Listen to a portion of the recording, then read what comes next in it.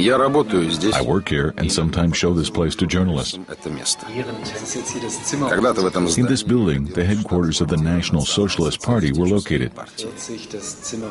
Right here, there was the office of Hess, впоследствии Бормана. the one of Bormann later on, over there by the window. Фундамент церкви. You can see the foundation of the church ruined in the days of the beer putsch in 1921. A lot of Nazis started their careers right from this office.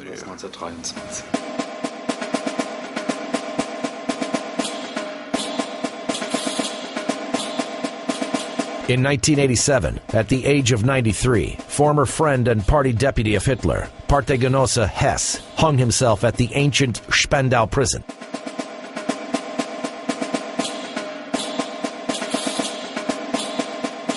Hess had been the single prisoner of the temple for the past 10 years. For the country's allies, it cost $1 million per year to keep him.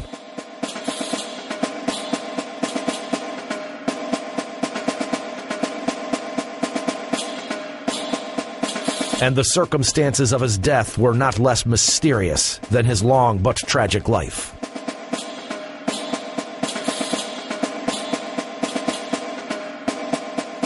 Loving Hitler, the fatal flight of Hess.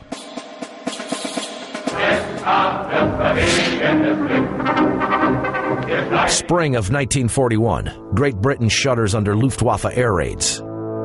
Coventry is ruined to ashes by a single blow. Midland, the center of British military production, is the subject of a constant bombing.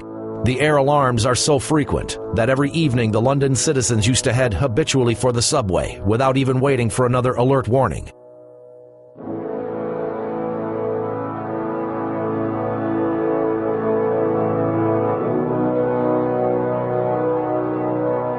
U.S. Ambassador Kennedy sends a telegram to President Roosevelt to inform him that it's all over for England.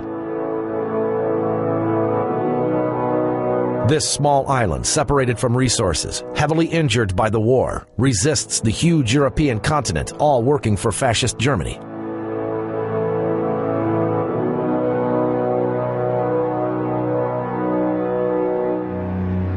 On Saturday evening, May 10th, 1941, commander of the Royal Air Force Squadron, member of the British Parliament, Duke of Hamilton, is reported about Messerschmitt 110, German aircraft, discovered not far from the shores of Northumberland.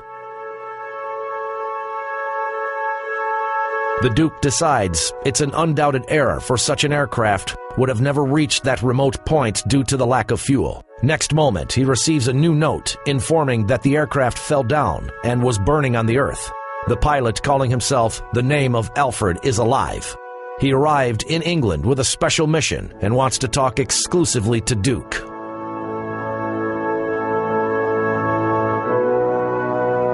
As soon as the Duke stepped over the threshold of the cell of the prison, the pilot reminded they had met at the Berlin Olympic Games of 1936. Having felt Hamilton's bewilderment, the pilot declared that he, Minister of Reich Rudolf Hess, arrived with a mission in the name of humanity as truce bearer.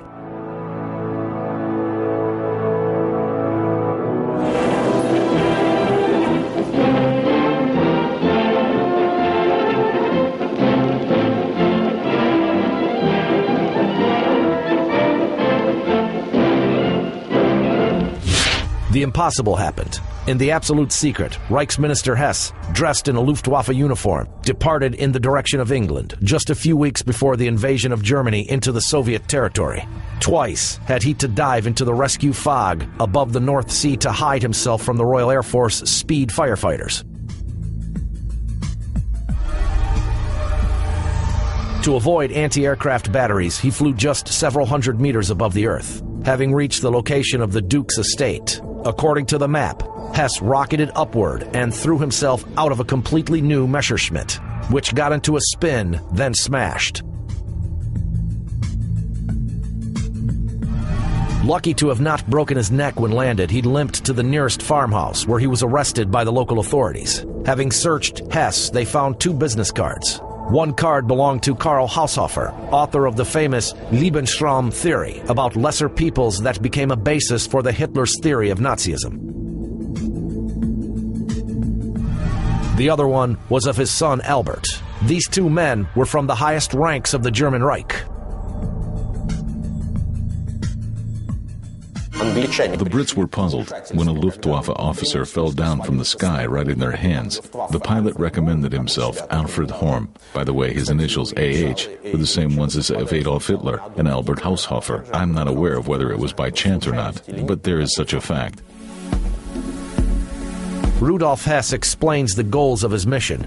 England, having fallen hopelessly behind Germany in production of aircrafts and submarines, is close to an end. There is not a chance to improve the situation. So the wisest thing is to conclude peace. The conditions would be as follows. England does not create obstacles for the German Reich's activity in Europe.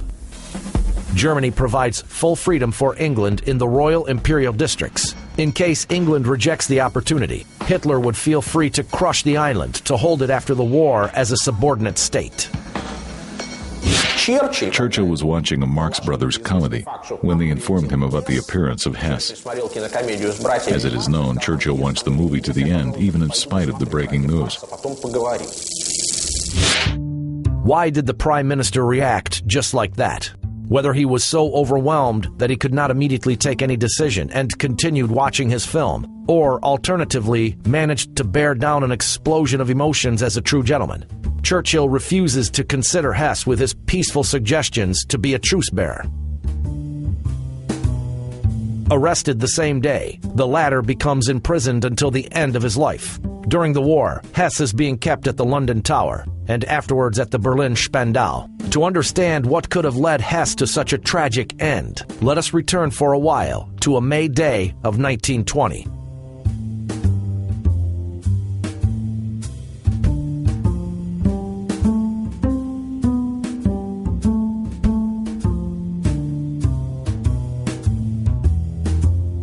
There, in a Munich smoke-filled cheap bar, Sterneckerbrau, dismissed army officer Rudolf Hess met a previously unknown speaker of the German Labor Party.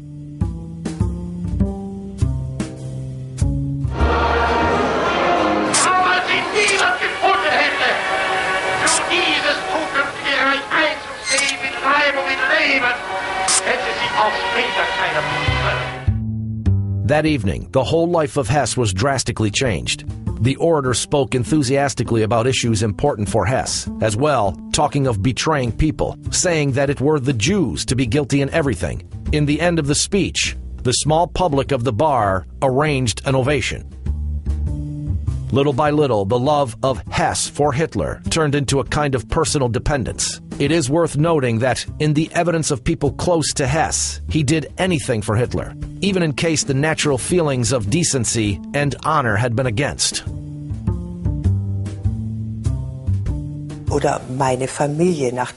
After 20 years of acquaintance with Hess, the members of my family considered him absolutely honest and devoted to Hitler.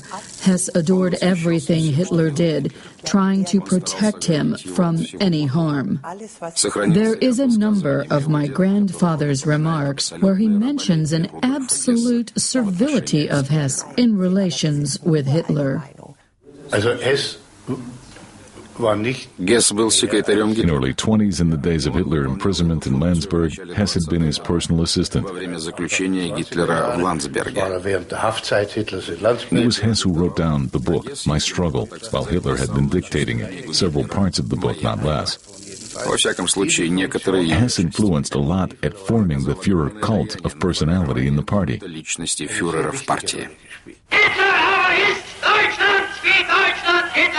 Hitler is Germany. Germany is Hitler.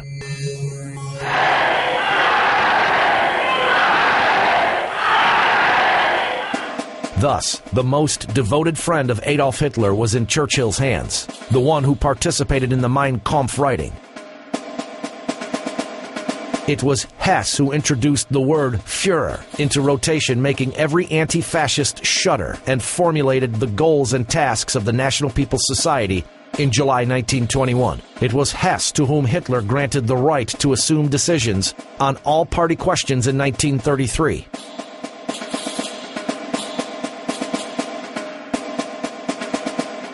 All military actions of Germany were prepared with a direct participation of Hess. and it was Hess to affirm the law depriving the Jews of voting rights. In 1939, Hitler named Rudolf Hess his successor, making the central figure of his nearest environment.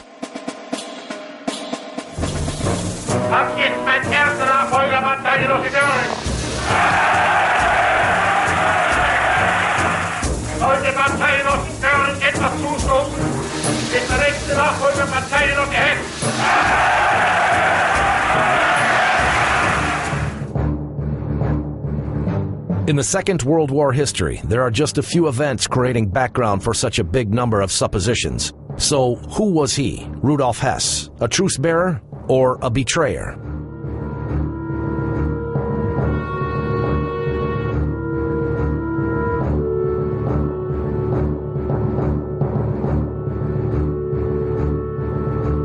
In fact, it was Göring to be the first to propose a private visit to the British Islands in 1939 in order to clear up the situation. Practically on the eve of the declaration of war to Germany by Great Britain, this is senseless. But if you can, have a try, Hitler said. Göring postponed his flight for a while, for at that time the situation in the world had been too complicated. The European powers were unable to come to an agreement then. The spring of 1941 was the period of paradoxical situation in the world, mostly in Europe, when no one country participating in the war had an idea of what exactly to do and what to expect in the future. No one planned ahead, even for the closest period of 2 to 3 months. Even plans for military actions were absent because no one knew how the war is, what to expect. Nobody had clear predictions. The British situation had been extremely uneasy. Practically, the country was alone to carry on war with Germany. The Americans kept distance. The Soviet Union had not been invaded as yet. It was very hard for Great Britain. As for the Germans, they were not anxious to be at war with the Brits. Simply, Great Britain kept the given word and declared the war on Germany after its invasion of Poland. To the history of negotiations. In Moscow on the 21st of August, 1939, there was the last session held with participation of Soviet, British, and French military delegations. The main goal of the talks, creation of anti-Hitler coalition, had not been achieved. Great Britain supported Poland, not wanting any concessions with the Soviets. In the evening, Stalin diametrically changed his plans.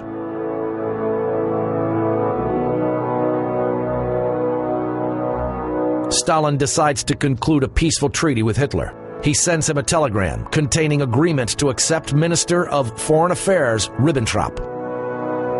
Having arrived to Moscow, the latter puts his signature under the well-known Molotov-Ribbentrop Pact, the treaty of non-aggression between the Third German Reich and the Union of Soviet Socialist Republics.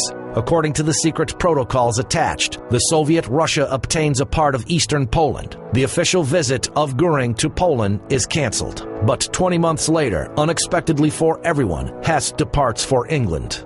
That flight occurred right in time for Churchill, who realized that the Germans had been again searing for allies in the West to act jointly against the Soviet Union. There are documents indicating that Churchill, via the British ambassador in Moscow, tried to make Stalin suspicious towards Hitler, and the flight of Hess confirmed that Hitler was capable to accomplish a double dealing.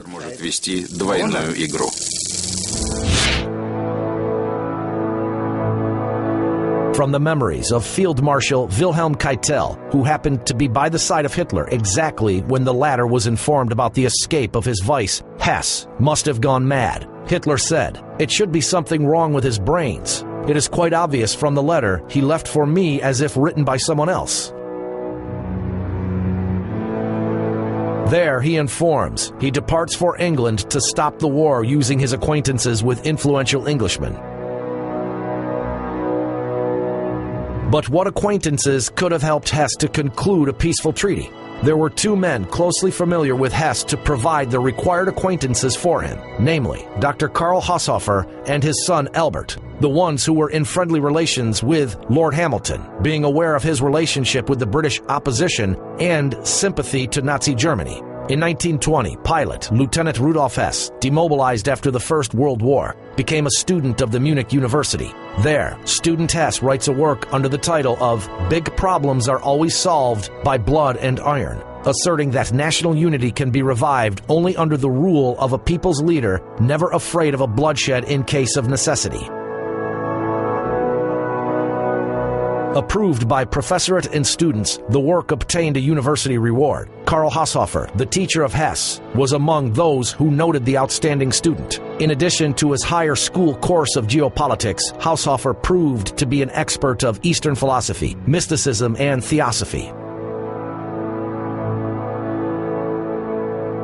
I would say I am delighted by the career he made. Being initially an officer of the Bavarian army, later on he defended his PhD to become a professor of the Munich University. Стать профессором Мюнхенского университета. It is really surprising that a man made two big careers in a life. Две таких больших карьеры. For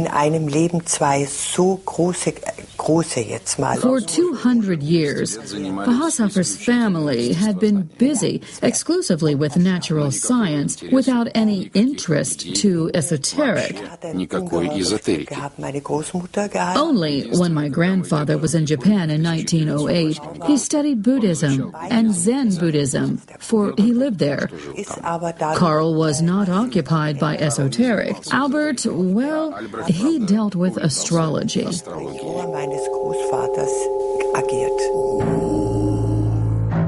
Nevertheless, it is assumed that in Tibet, in the year of 1905, Haushofer met with well-known Russian esoteric specialist